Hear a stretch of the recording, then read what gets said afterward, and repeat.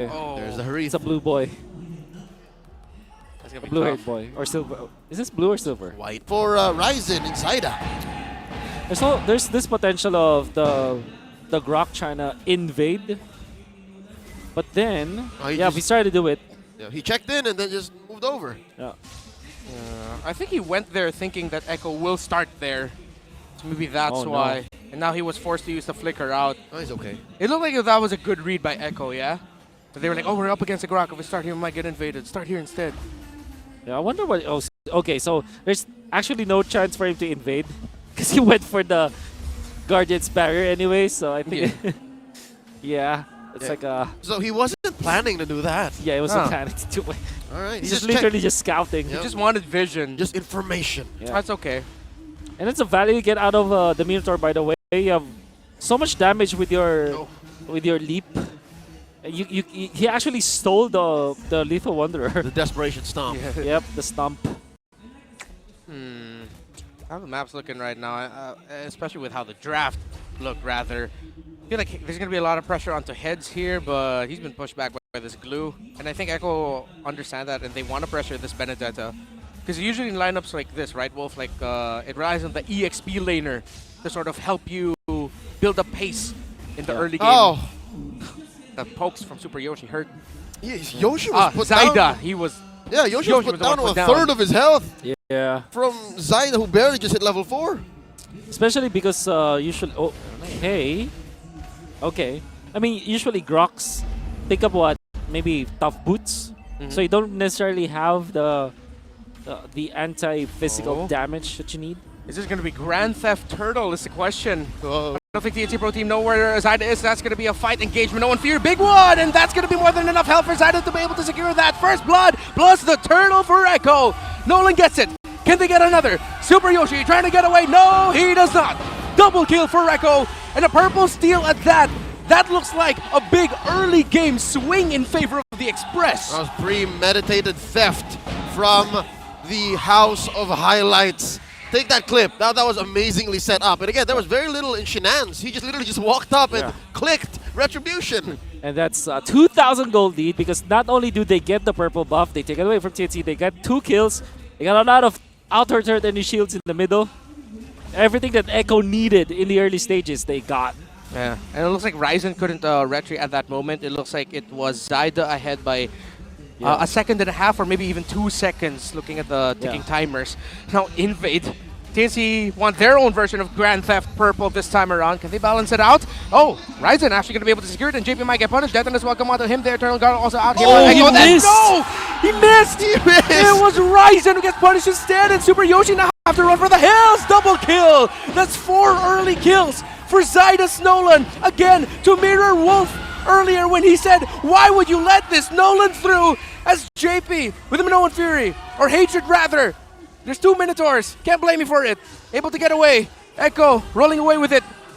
Almost 4 minutes into the game. Oh, that was miserable. Ryzen missed it by maybe, what, 20, 30 degrees? Yeah. And that spelled the doom for TNC now. 3,000 gold. Echo's favor. No chance for Ryzen to keep up. There's always that dilemma where if you lose the first 2 minutes of the game, you can rush getting back to recovery. But because of you rushing and being too anxious to get back into the farming battle, you lose even more. And that's literally what happened to TNC. They didn't cut their losses. Oh, and this is tough given that in game 1, it was, again, their discipline, their map control, their cross-game procedure that actually suffered. Now they're in the same position again, if anything worse, because they're clearly on the defense. Yeah. It's also clear that the Vexana is a much stronger mid laner compared to a Valentina. And it's only because of one thing. The scouting prowess that you can have from the Vexana. Yeah. The range, the poke, it's so helpful. I like to find a blow, entry petrify as well. Heads chasing after Sanji. TNC Pro team calm and controlled. They want to secure this turtle to even out the momentum of Echo. Unless Zaida says yes, he will get the turtle. And that's going to be the ultimate committed onto the JP by the Barret. Zaida going to be chasing after Nomad, who's chasing after Sanji. Can he get the Vexana down? Yes, he does! JP and Sanji fall, but the Harith gets exploded on by the Nolan. Zaida 5-0-0 in this game. 2-for-1 trade, but all this time it was a 4v5. Check it out. Outplayed off camera, off map, just pushing. Same thing he did in game 1. Whew. Be a big problem now for TNC because not only is the position 1 having a lot of farm that's outplayed as the Claude, left in the open. You also have your position 2 also very far with his second item. That's Hunter Strike and Heptaseas at 5 minutes and 42 seconds. Folks, Wolf is referring to an older MOBA principle wherein you call the heroes by the roles based on their need for golden XP. Exactly. So that's why 1 is outplayed, their gold laner, and then in this case, 2 would be the jungler, in this case, Zyda. So that's all about, in case you're wondering what pos 5, pos 4 means eventually when people do mention it. Oh, Yoshi! Oh, face check! But he's going to be able to get away. Power Nature helps him out. Sanford is feeling it now, though. TP's behind the first turret. He's holding Hatred hostage? Yeah. Ryzen and Yoshi there as well. Heads. Electro final blow, and the Petrify is going to be available for him if he wants to enter, but no. Oh, Echo is feeling it. They are in the zone. Nowhere in the map is safe. Nowhere at all. And TNC is in the reverse zone. Are really tilted right now. Even Super Yoshi, very unlikely to miss a wild charge. Yeah. But whiffed it. Man, Oh. it's not looking good for TNC's camp now. They have to reset not only when it comes to their objectives, but also mentally wherever they're at. And this is tough because, again, we are talking about the big leagues, tippity top, cream of the crop. These players, mechanics are just secondary to them. They have to focus on macro now, but when you see these little slip-ups, a missed wild charge, a Detna's welcome thrown into air. Yeah. That's difficult, so that means, yeah, I agree. Twice over, TNC need to focus back, get back to their center. Oh, wait, here we go. Ryzen, Detonus welcome there. On to Sanford. Can he get the glue down? And that's going to be a free turtle. All the space provided for Zyda to be able to retribution his way without a problem. Ryzen now taking the brunt of the damage on the side of TNC Pro Team. Echo's going to be able to get the kill onto the barracks. A blazing duet.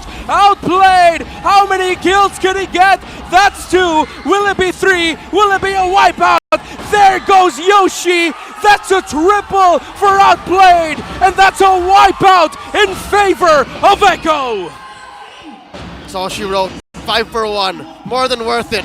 40 for 5 members of TNC, off the back of a turtle too. As TNC utilizing their Daytona's welcome on to Sanford, which is, by the way, a very questionable idea. You don't want to go for the glue at this point because even when you put him low, he can utilize the ultimate and then he's back and then he's okay already. Just regen. All right. And to be fair, TNC landed a good wild charge from Super Yoshi, landing onto 5 members of Echo, but it wasn't enough. Look at the book, Zyda. Oh! Fracture from out of nowhere. The jungler of Echo, another one, 6-0-2 now for Zyda. In TNC's defense, a lot, or actually 100% of the Detna's welcomes pulled over by Ryzen were either on JP or Sanford. That's it. Yeah. So that means they're just getting what they can. Where's JP, what they got? Big Minoan Fury. He's actually not going to be able to land anywhere, but he gets the control, and Outplay goes again with the blazing duet. While in the back line, godlike is Zyda. As him and another member of Echo, I believe it was Sanji. It was stopping Ryzen from joining into the fight, but Sanford gets punished.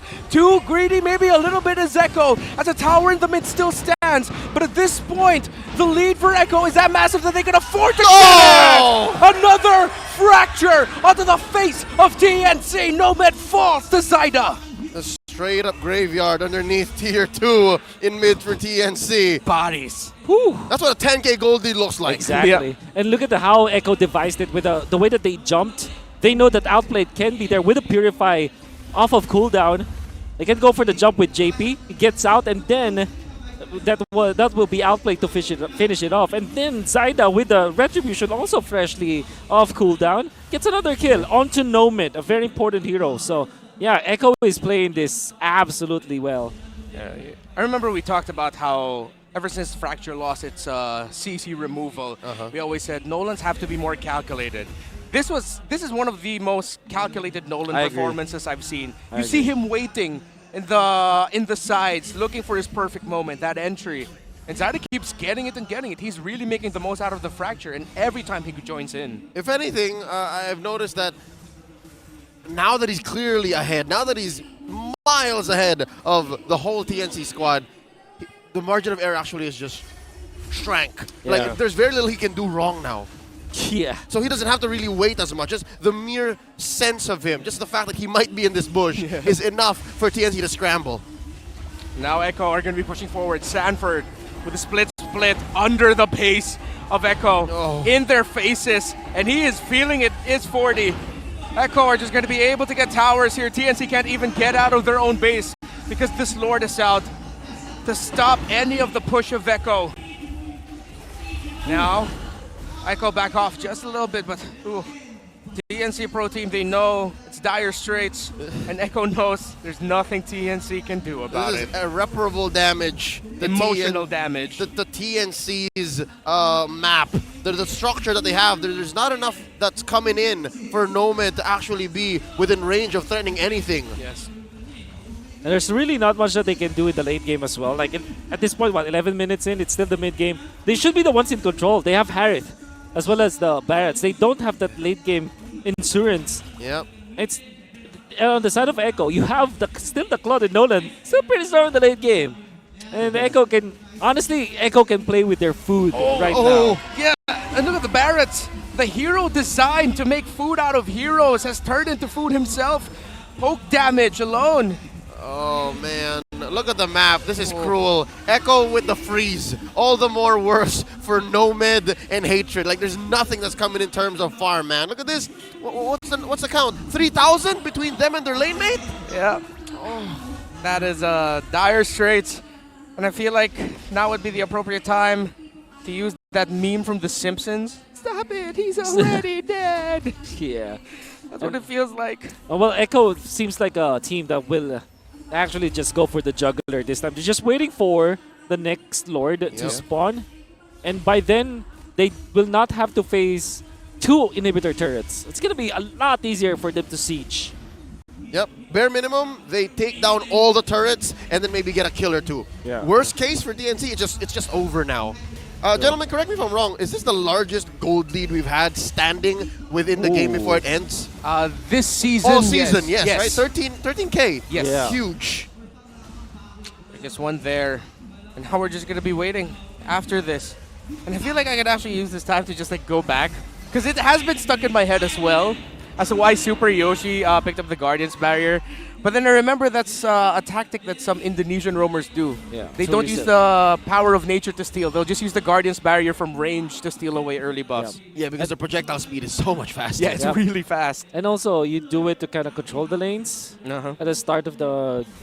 Oh, yeah, blocking them, right? Blocking- Ala Lusty. Yep, Ala that's right. Lusty. But obviously, it did not work. I think for TNC, it was the third pick Benedetta that kind of made it so difficult for them to recover.